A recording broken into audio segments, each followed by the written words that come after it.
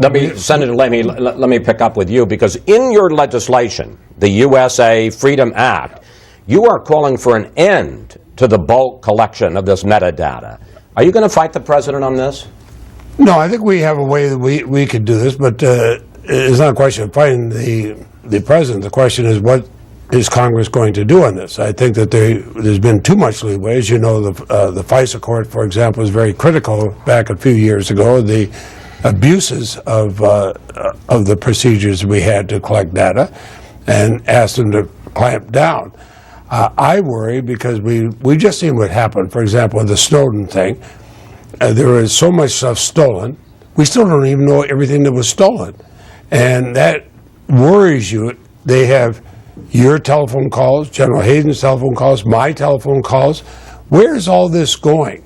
I'd rather have somebody overseeing where you get it. Now, on the question of an emergency, the president made very clear an emergency, they'd go in and they would go to the court afterward.